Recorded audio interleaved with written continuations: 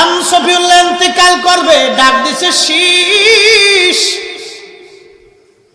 আদম সফিউল্লাহর বেটা শীষ নবী করেছিলেন আমার আল্লাহ, শীষ আমার ওসিয়ত শুনিয়া যাও।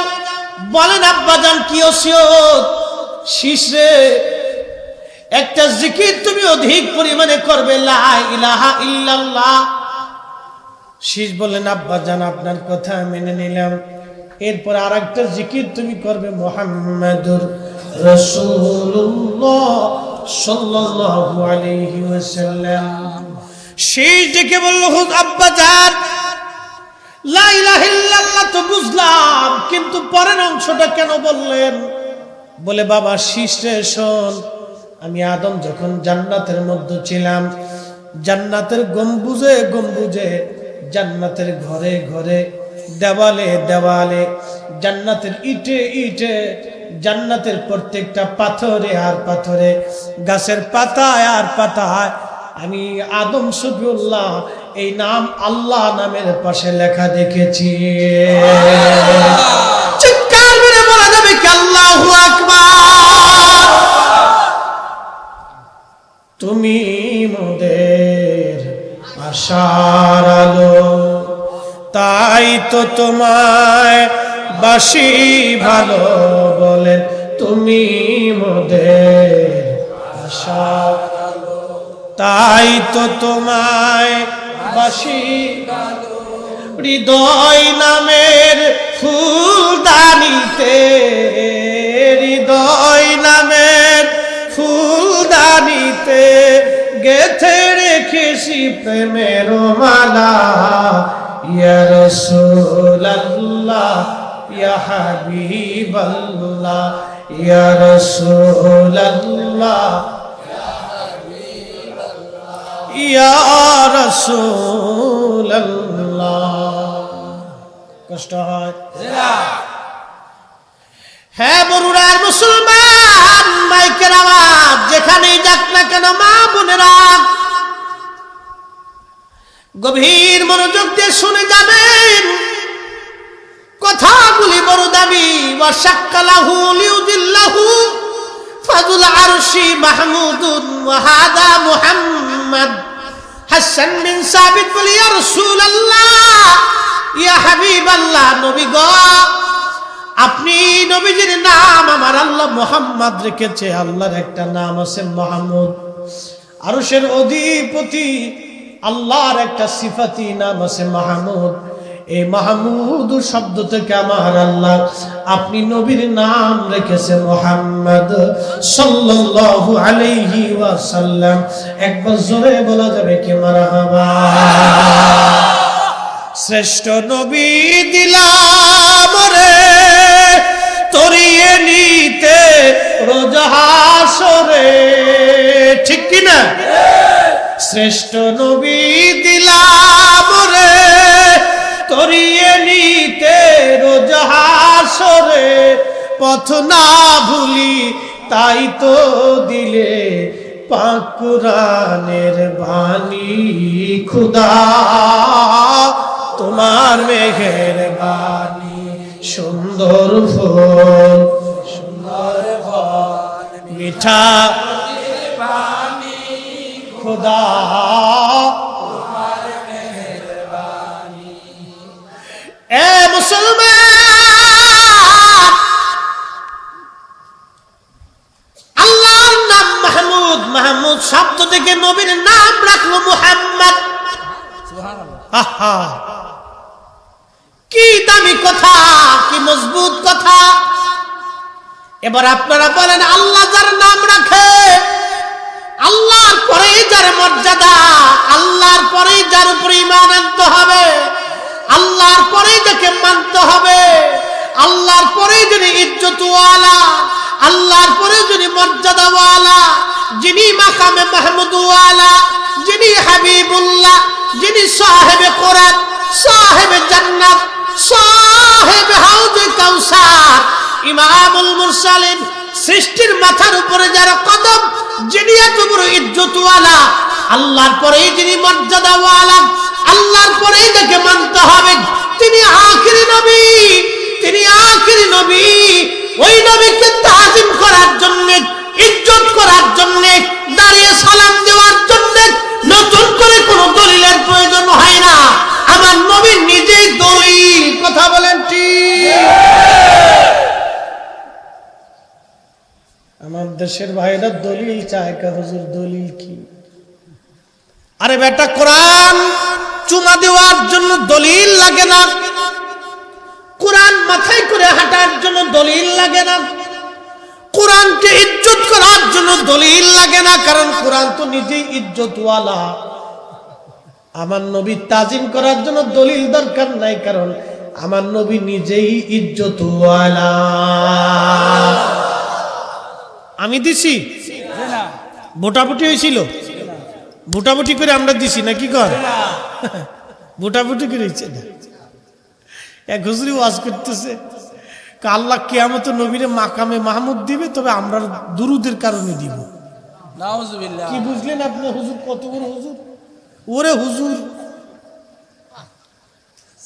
হ্যাঁ সিটের খালি আন্তর্জাতিক মানে সিটের। ওরে বাটবা, একটু বুঝেন তো আপনি, উম্মতের দুরুদে নবী বলে মাকামে মাহমুদ পায়, এটা পাগলও তো কয় না। কি কথা কন না কা? সর্বনাশ, কত বড় দুরুদওয়ালা রে! High high high! আর আমরা যখন কই তখন আমরা বেদাতি হয়ে যাই। কি কথা কন না কা? আমরা তখন বেদাতি, মাজার ফুজারি হয়ে গেছি। হ্যাঁ ভাইজান মুসলমান, খুবই মনোযোগ দেন। এইদিকে লম্বা কথা আর বাড়াবো না, যেহেতু সময় কম, মূল আলোচনায় ফিরে যাব। আলোচনা একটা রাখছিলাম, ভয় করা লাগবে কাকে? আল্লাহকে। আমার নবীর জীবনে কি কোনো ভুল ছিল? না। তারপর আমার নবীজি কোনোদিন কোনো সময়ের জন্য কি আল্লাহর একটা হুকুম কোনোদিন ডাইভার্ট করছে? না। নবীর জীবনে ভুল নাই, গুনাহ নাই, তারপরও আল্লাহর নবী 100 বার প্রত্যেকদিন ইস্তিগফার করতেন। ভুলের জন্য না, এটা প্রেমের জন্য। কিসের জন্য? নবীর সাথে আল্লাহর প্রেম ছিল, এটা প্রেমের জন্য। নবীর ভুলের জন্য আল্লাহর নবী ইস্তিগফার করেন নাই, উম্মতকে শিখানোর জন্য করতেন। তার নাম হযরত ইউনূস আলাইহিস সালাতু ওয়াস সালাম। 4 জন নবীকে আল্লাহ কিতাব দিলেন। 1 নম্বরে হযরত দাউদ জবুর শরীফ আল্লাহ তাকে দিলেন। 2 নম্বরে হযরত মুসা কালিমুল্লাহ, আমার আল্লাহ তাকে তাওরাত কিতাব দিলেন। 3 নম্বরে ঈসা রূহুল্লাহ, আমার আল্লাহ তাকে ইনজিল দিলেন। 4 নম্বরে রাহমাতুল লিল আলামিন, আমার আল্লাহ তাকে কোরআনুল কারীম আমার আল্লাহ তাকে দিলেন। জোরে বলবেন কি মারহাবা? জোরে বলেন, কোরআন কার কালাম? আল্লাহ। সন্দেহ যদি কেউ করে ঈমান থাকবে? আল্লাহ ওয়াজ করেন, লাউ আনজালনা হাযাল কুরআন আলা জাবালিন লারাআইতাহু খাশিয়ান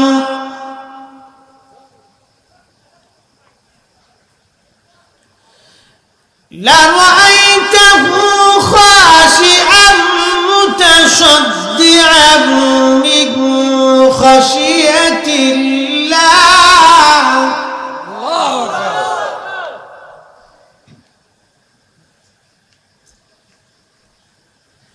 আল্লাহ ডাক দিয়ে বলেন, ওয়ালাউ আন্নাহুম লাউ আনজালনা হাযাল কুরআন আলা জাবাল। আল্লাহ বলেন, হাবিবি, কোরআন যদি আমি পাহাড়ের উপরে নাজিল করতাম, আমি আল্লাহর কালাম, এই কালাম যদি পাহাড়ের উপরে রাখতাম, লারাআইতাহু খাশিয়ান মুতাসাদ্দিআন মিন খাশিয়াতিল্লাহ, আপনি দেখতেন এই কালামের ডরে, আমি আল্লাহর ভয়ে এই পাহাড় গলে গলে গলে গলে যাইতো, গলে গলে যাইতো। এই কোরআন 23 বছরের জীবনে 22,000 বার জিব্রাইলের আগমনের মাধ্যমে 114টি সূরার মাধ্যমে 6666টি আয়াতের মাধ্যমে আমার আল্লাহ তার হাবিবের কলবের মোবারকের মধ্যে আল্লাহ নাজিল করলেন। যখন এই কোরআন নাজিল হতো নবী ঘেমে যাইতেন, মাটির উপরে বসা থাকলে দেবে যাইতেন, উটের পিঠে বসে থাকলে উটের পিঠগুলি বাঁকা হয়ে যাইত। তার মানে বোঝা গেল নবীজির কলব আর আমাদের কলব একরকম না। নবী মানুষ আর আমরা মানুষ এক মানুষ না। কথা বলেন ঠিক কিনা?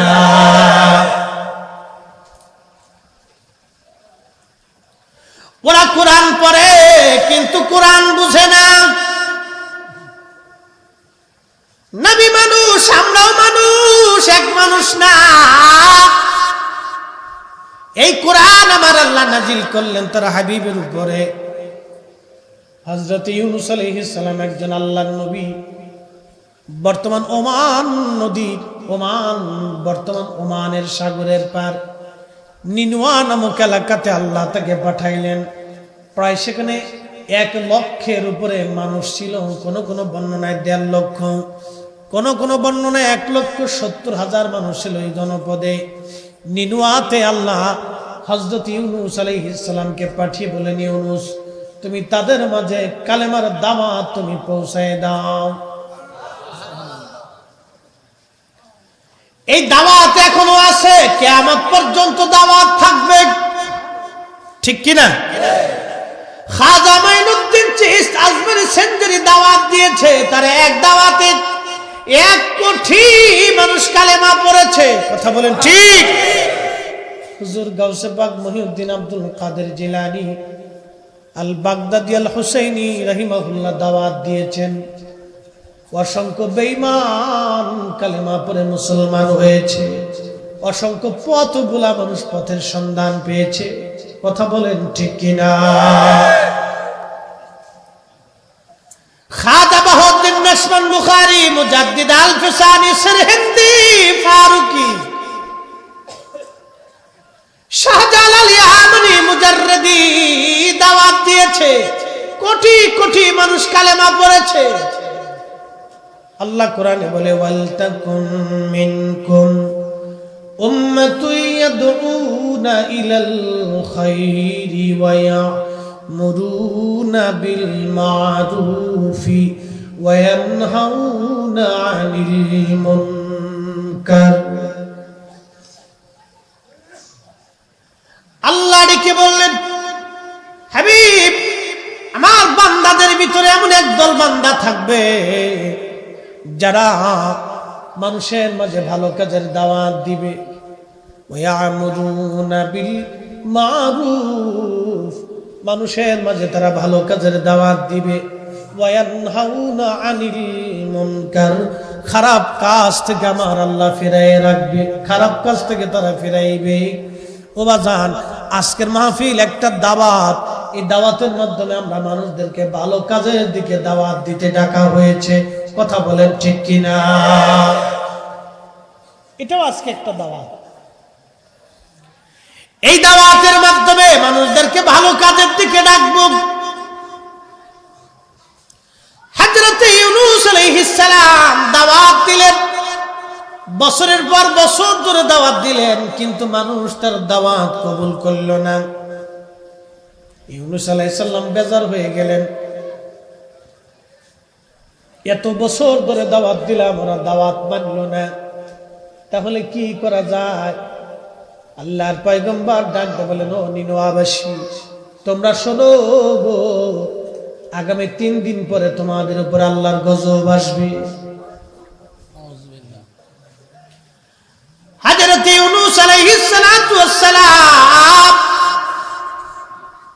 বহু বছর ধরে দাওয়াত দিলেন, কিন্তু মানুষ তার দাওয়াত কবুল করল না।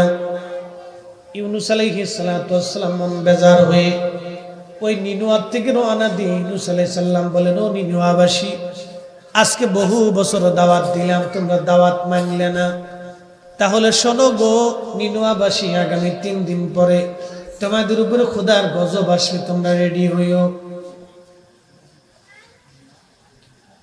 এই নিনুয়ার মানুষ খোদার গজব পাওয়ার ভয়ে 3 দিন পরে দেখলো আকাশ জুড়ে মেঘ, প্রচন্ড তর্জন গর্জন, মাথার উপরে খোদার গজব ঘুরপাক খাইতেছে নিনোয়ার মানুষ। তখন চলে গেল ওই এলাকার একজন মুরব্বী আলেম ছিল, বয়স্ক আলেম। বাজানো খুব মনোযোগ দিয়েন। ওই নিনোয়াবাসী চলে গেল ওই মুরব্বী আলেমের কাছে, যিনি ইউনুস আলাইহিস সালাতু ওয়াস সালামের ধর্মের উপরে, কালেমার উপরে, বিধানের উপরে আলেম ছিলেন। ইউনুস আলাইহিস সালাম মন বেজার করে চলে গেলেন। হযরতে ইউনুস আলাইহিস সালামের কওম ওই মুরব্বী আলেমের কাছে যায় বলতেছে, হুজুর আপনি তো আমাদের এলাকার সবার মুরব্বী, আকাশে মেঘ জমে গেছে, তুফান আসবে, বিপদ আসবে, কঠিন গজব আসবে। নবী হযরত ইউনুস বলে গিয়েছিল গজব আসবে। আজকে 3 দিন পরে আকাশে প্রচন্ড মেঘ জমে গেছে, খোদার গজব নাজিল হবে। ও মুরব্বী আমরা এখন কি করব বলেন?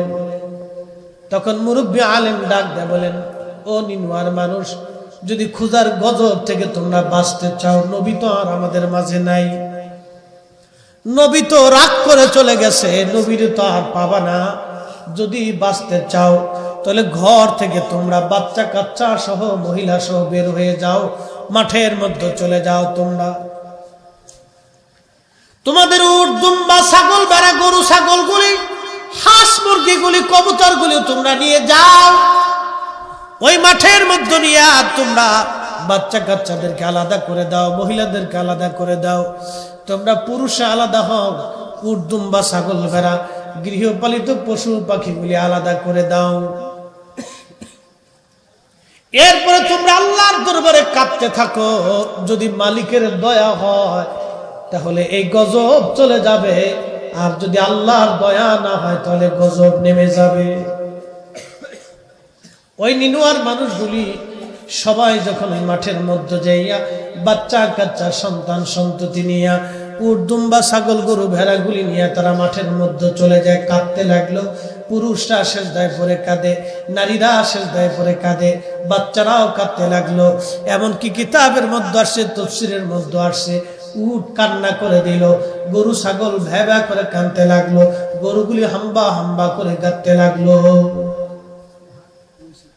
মুরগা তার ভাষায় কাঁদতে লাগলো, হাঁস তার ভাষায়, কবুতর তার ভাষায় কাঁদতে লাগলো। কান্নার আওয়াজে পুরা নিনোয়া, কান্নার আওয়াজে একেবারে তুফান ছুটে গেল। কান্না, শুধু কান্না আর কান্না। কান্না দেখে আমার মালিক, আমার আল্লাহর দয়া লেগে গেল। আমার আল্লাহ ওই নিনোয়ার উপর থেকে গজব সরাইয়া আমার আল্লাহ তাদেরকে বাঁচাই দিলেন। এরপর আল্লাহ বলেন, ইয়া আইয়ুহাল্লাযীনা আমানু তাকুল্লাহা হাক্কা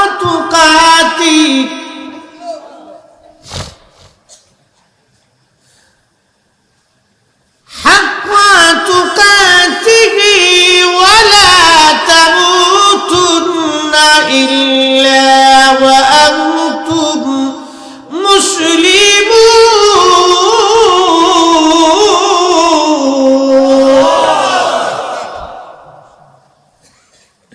আল্লাহ বলেন, বান্দা ভয় করার মতো ভয় করো। এখন ভয় করার মতো ভয় করতে হলে কি নামাজ পড়া না নামাজ ছাইরা? যে বেটা ঘুষ খায় সে বেটা আল্লাহরে ডরায়, ডরা না। যে বেটা ঘুষ খায় বেটা আল্লাহরে ডরায়, যারা বলেন ডরায়। আজ পর্যন্ত যে অন্যের জমি দখল করে, ভোগ দখল করে খায়, ও লোকে আল্লাহরে ডরায় না? না না, অবশ্যই না, ডরায় না।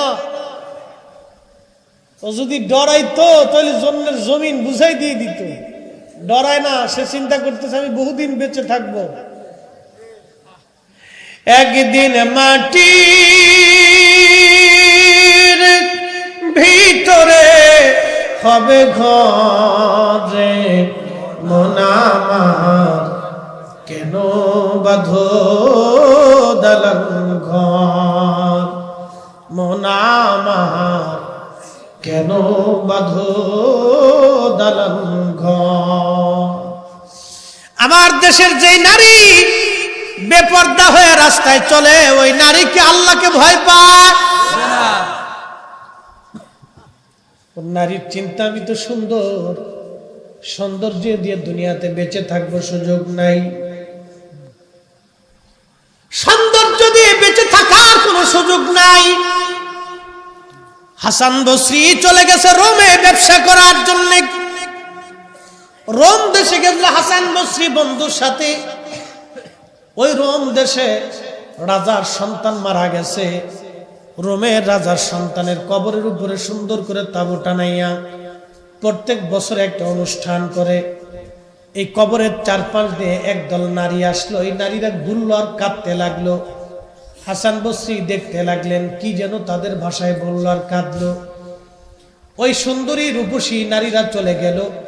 আবার নতুন করে আর এক দল আসলো, বৃদ্ধ জ্ঞানী গুণী বৃদ্ধরা আসলো, চারপাশ দিয়ে কাঁদলো, ঘুরলো আর কি যেন বললো, চলে গেল। হাসান বসরি বললেন, দুনিয়ার মানুষ, আমার জীবন পরিবর্তন আমি কেমনে করছি শোনো। এরপরে লক্ষ্য করলাম, আমি দেখি আর এক দল সৈন্য সামন্তরা আসলো অস্ত্র শস্ত্র নিয়ে। তারা চারপাশ দিয়ে প্যারেড করে করে কাঁদতে লাগলো আর কি যেন বললো, চলে গেল। এরপরে রাজা আর রানী দুইজনে আসলো, চারপাশ দিয়ে ঘুরতে লাগলো, কাঁদতে লাগলো আর কি যেন বলে বলে চলে গেল।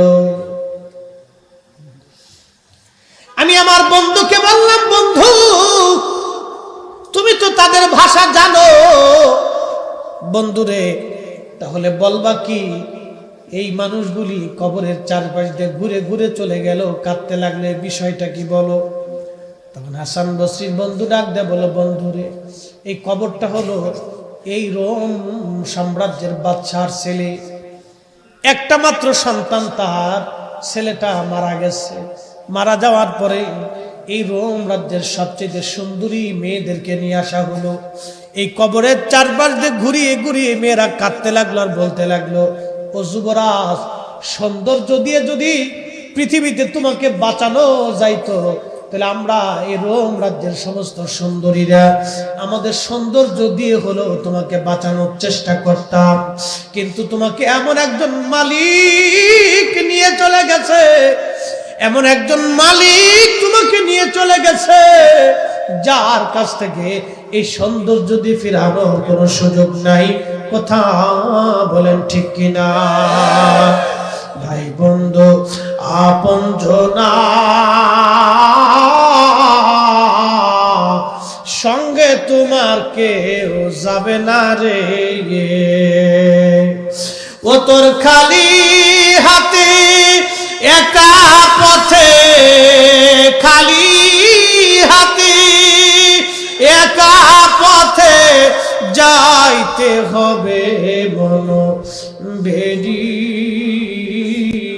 দেখ না মন ঝাঁক মারিয়ে দুনিয়াদারি। ও তোর পিছে পিছে ঘুরছে সমন। কথা বলেন ঠিক কিনা? ও তোর পিছে পিছে ঘুরছে সমন, কোন দিন জানি তোর হয় সমন জারি। দেখ না মন ঝাঁক মারিয়ে দুনিয়াদারি।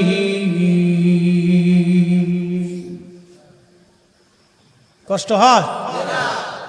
থাকবেন আর কিছু সময় থাকবেন? হ্যাঁ, সারা রাত্র ইনশাল্লাহ কর। থাকা লাগতো না, নেকি হয়ে গেছে। নেকি আল্লাহ লিখে বলছে, আল্লাহর খুব অভাব, তাই না? শ্রীলঙ্কার মতো আল্লাহ মন্দায় পড়ছে নাকি কন? এই যে আমেরিকা বলে মন্দায় পড়ে গেছে। এই আমেরিকার মতো কি আল্লাহর অর্থনৈতিক সংকট আছে নাকি কন? হ্যাঁ, তাহলে বোঝা গেল আমরা নিয়ত করছি, আল্লাহ একবার কবুল করে লিখে ফেলেছি। সুবহানাল্লাহ। যেমনি সুবহানাল্লাহ কইছেন, মনে আল্লাহর সাথে ঝগড়া টগড়া আছে। আরো জোরে একসাথে কর সুবহানাল্লাহ। খুশি হন নাই? সারা রাত থাকা লাগবে না, কিন্তু নেকি লেখা হয়ে গেছে। সুবহানাল্লাহ। এইরকম মালিক আর কোথায় পাবেন বলুন তো? আপনি মালিকের বাড়িতে কাজ করেন, কারখানায় কাজ করেন, সরকারি চাকরি করেন, দোকানে ব্যবসা করেন, কাজ করেন, যদি আপনি ঠিক মতো এই টাইম টু টাইম মতো কাজ আদায় করে না দেন তো মালিক আপনাকে বেতন দিবে না। কিন্তু আমার এমন একজন মালিক রব্বে করিম, আল্লাহ রহমান রহিম গফুর গফফার, করিম ও সত্তর, রহিম ও জব্বার, খালিক ও বার, সেই রব্বে করিম সারা রাত আপনার পালন করতে হয় নাই। এশার নামাজ কেউ যদি জামাতের সাথে পড়ে, আরে পোকা তোর জ্বালা একটু অস্থির, এই পোকাটা মাটির ভিতরে থাকে, এটির আগে বাইন দিয়ে আগে মাছ শিকার করতাম, এতে হান ওয়াজে ডিস্টার্ব করতেছে, তোরে আগে পাইছি না রে, তাহলে পাইলে তোরে মাছের খোরাকি বানায় লাইতাম।